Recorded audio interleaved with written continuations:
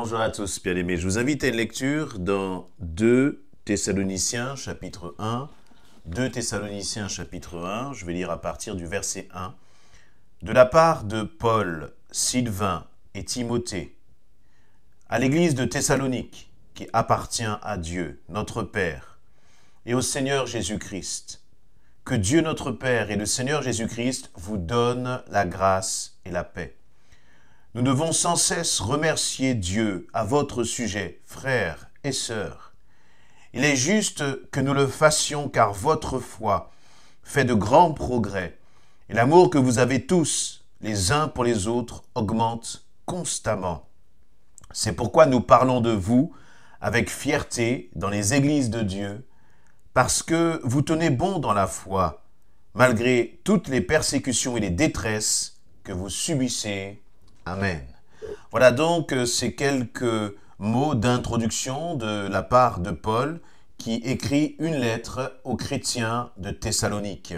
Et que va-t-il leur dire? Premièrement, à partir du verset 1, il va donc dire que cette lettre est écrite non seulement de sa part, mais de la part de Paul, de Sylvain et de Timothée. Premièrement, nous voyons donc que Paul est un homme, un serviteur de Dieu qui travaille avec les autres. Il est entouré, il n'est pas seul. Il a Sylvain qui est à ses côtés. Il a Timothée qui est aussi à ses côtés. Et je voudrais que nous puissions justement partager à travers ces quelques versets que je viens de lire sur l'importance de ne pas être un chrétien isolé, mais aussi sur la bénédiction qu'il y a à travailler et à œuvrer ensemble. Et là, nous voyons, et surtout dans ce contexte justement un peu de pandémie qui a laissé bien des traces dans notre société, mais aussi dans l'Église, qui a eu beaucoup de répercussions sur les habitudes qu'avait l'Église. Alors, il y a des habitudes qui sont mauvaises, mais d'autres qui sont bonnes. Et on voit et on constate que chez beaucoup de chrétiens, eh bien, cette période de confinement, de Covid, d'isolement a impacté leur relation avec les frères et sœurs, a impacté leur relation à l'Église. Et parfois, eh bien, on va voir des chrétiens qui se retrouvent comme des brebis isolées, des brebis un peu dispersées, qui ont perdu en fait cette réelle communion, intimité, partage avec l'Église. Et nous voyons là que, eh bien, Paul, comme je l'ai dit, commence sa lettre aux Thessaloniciens en leur disant que c'est de la part de Sylvain, de Paul et de Timothée. Qu'est-ce que cela signifie? Eh bien, très simplement, on peut imaginer que Paul, Sylvain et Timothée, de là où ils étaient, eh bien, ils devaient partager leurs peut-être souvenirs, ils devaient prier ensemble pour ces chrétiens de Thessalonique. Ils partageaient leur joie, leur fardeau pour cette Église. Ils étaient en communion à l'égard de cette Église. Et ce n'est pas Paul qui seul portait ce fardeau-là, mais ce sont tous les trois frères ensemble, 3 frères en Christ ensemble. Et nous voyons donc que déjà dans le cœur de Paul, il n'y a pas cette dimension ou ce désir de vouloir travailler seul et en s'isolant. Même Paul, tout aussi puissant que son ministère pouvait être, avait besoin de Sylvain. Paul avait besoin d'un Timothée. Comme toi aussi, je crois que tu as besoin à tes côtés d'un Sylvain et d'un Timothée. Parce que seuls, eh bien, nous ne pouvons pas être, je crois, des chrétiens totalement épanouis. C'est d'ailleurs cela l'image du corps de Christ que Paul va utiliser dans le premier épître aux Corinthiens, chapitre 12 notamment. Et nous continuons notre lecture à l'église de Thessalonique qui appartient à Dieu notre Père et au Seigneur Jésus-Christ. Ce qui est intéressant, c'est qu'à travers ce verset, eh bien, Paul va rappeler qui est le propriétaire de l'église.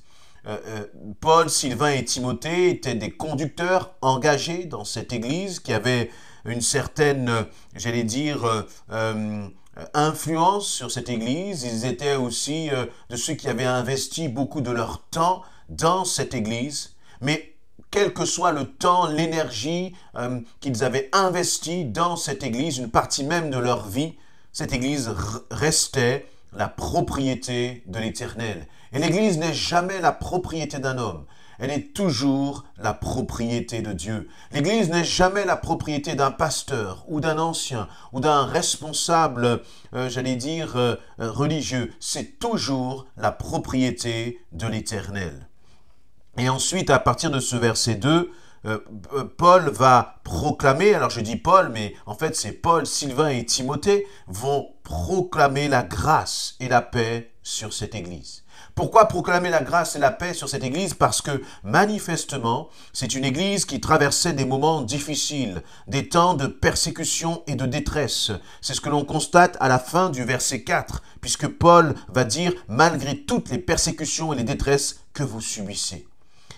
Revenons à ce verset 3, nous devons sans cesse remercier Dieu à votre sujet. Et c'est cette phrase-là qui m'a interpellé, c'est cette pensée-là qui m'a poussé justement à vous partager c'est ce verset qui m'a poussé à vous partager ces quelques pensées à ce sujet justement. L'Église était pour Paul un lieu où se manifestait l'amour, la communion fraternelle. L'Église de Thessalonique n'était pas parfaite, de même que l'Église de Corinthe, d'Éphèse ou de Galate.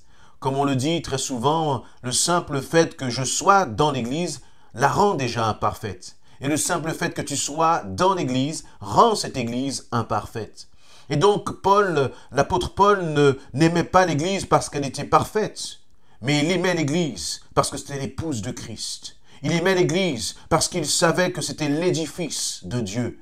Il aimait l'Église parce qu'il savait que c'est là qu'il trouverait des frères et des sœurs. Et d'ailleurs, c'est le terme qu'il va utiliser à la fin de ce verset 3. Nous devons sans cesse remercier Dieu à votre sujet, frères et sœurs. Il y a une dimension d'amour, il y a une dimension de communion fraternelle. Des hommes et des femmes, on voit et on réalise réellement que pour Paul, il n'y avait plus ni juif ni grec. Il n'y avait plus étrangers, il n'y avait plus de classe sociale. Il y avait juste des frères et des sœurs en Christ. Qu'est-ce que ce terme signifie? Eh bien, des hommes et des femmes qui avaient le même Père céleste. Le même Père céleste. Et Paul le vivait pleinement. Et dans ce verset 3, il commence justement par remercier Dieu. Pourquoi? Non pas pour les choses qu'il a reçues. Il ne remerciait pas Dieu pour les bénédictions que le Seigneur lui avait octroyées, mais il remerciait Dieu à cause de l'Église. Très souvent, l'Église est objet de critique. Et très souvent, ce sont les chrétiens parfois qui critiquent l'Église, qui critiquent en fait la création de Dieu, qui critiquent la volonté de Dieu, parce que l'Église est le fruit de la volonté de Dieu, aussi imparfaite soit-elle. Et Paul, lui, il dit « Merci Seigneur pour l'Église. Merci Seigneur pour l'Église. » Quand est-ce la dernière fois que tu as prié dans ce sens? Et je voudrais aussi m'adresser et encourager des frères et sœurs qui justement peut-être se sont éloignés de l'Église. Je crois vraiment que si l'Église est le corps de Christ, lorsqu'on s'éloigne de l'Église, on s'éloigne de Dieu. Parce que si Christ est la tête de ce corps, si Christ est la tête de l'Église, si je m'éloigne du corps, je m'éloigne aussi de la tête. Alors, attention, ne nous faisons pas d'illusions en nous disant, eh bien, je ne vais plus à l'église, mais je grandis quand même. J'ai quand même ma relation avec Dieu. Je crois que cette pensée-là est une pensée qui est piégée. Parce que nous avons besoin de l'église et l'église a besoin de toi, mon frère, ma sœur, si je reprends les termes de l'apôtre Paul. Quelles que soient, j'allais dire, peut-être parfois les blessures. Et ce qui est intéressant, c'est que, Paul va non seulement bénir et remercier Dieu pour cette Église, mais il va aussi, parler de cette Église à d'autres, à cause de leur foi. Et qu'est-ce qui était spécifique dans cette Église? Qu'est-ce qui interpellait Paul dans cette Église? Ce n'était pas la puissance des dons de l'Esprit. Ce n'étaient pas les miracles et les prodiges qui se passaient dans cette église. Mais ce qui interpellait Paul, ce qui encourageait Paul, eh bien, c'est que cette église, elle passait par des temps de persécution. Elle passait par des temps de détresse. Elle subissait de la détresse, cette église. Et que malgré tout ce qu'elle subissait, malgré ses épreuves, malgré ses difficultés, cette église, l'église de Thessalonique, tenait bon dans la foi.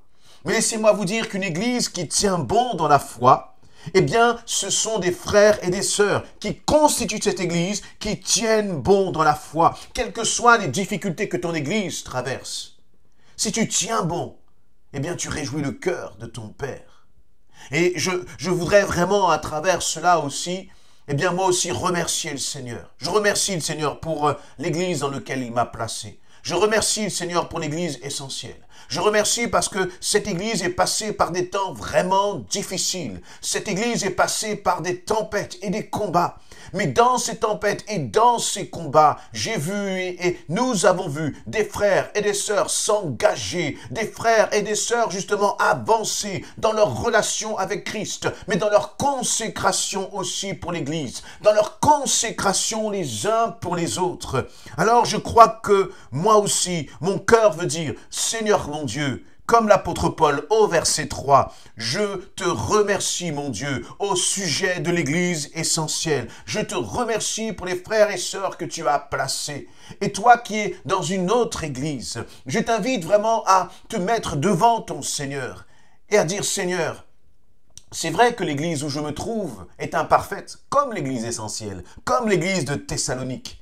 Mais je veux te remercier pour cette Église, Seigneur. Et s'il y a des combats, s'il y a des difficultés, je tiendrai ferme pour ta gloire, mon Seigneur et mon Roi. Je précise là que les persécutions et les détresses que traversait cette église étaient des attaques qui venaient de l'ennemi. Ce n'étaient pas des personnes qui, à l'intérieur de l'église, pouvaient peut-être parfois venir et mettre de la discorde ou de la zizanie. Mais c'était vraiment, une église qui était attaquée. Et Paul se réjouissait que l'Église tenait ferme. Dans ces temps de la fin, soyons des hommes, des femmes, des frères et des sœurs qui tenons ferme en Jésus-Christ et qui demeurons attachés au corps de Christ, parce que c'est vital. Un bras isolé ne peut pas vivre s'il n'est pas rattaché au corps. Il pourra, comment dirais-je, bouger pendant quelque temps, s'agiter pendant quelque temps, mais petit à petit, il finira par mourir. Mais par contre, si ce bras reste attaché au corps, alors il sera béni par le corps et il bénira lui-même le corps. Reste attaché au corps de Christ. Tu en as besoin. Merci Seigneur pour vraiment ta grâce. Merci parce que Seigneur, tu n'as pas fait de nous des hommes et des femmes isolés, mais tu nous as permis d'avoir des frères et des sœurs en Jésus-Christ. Amen.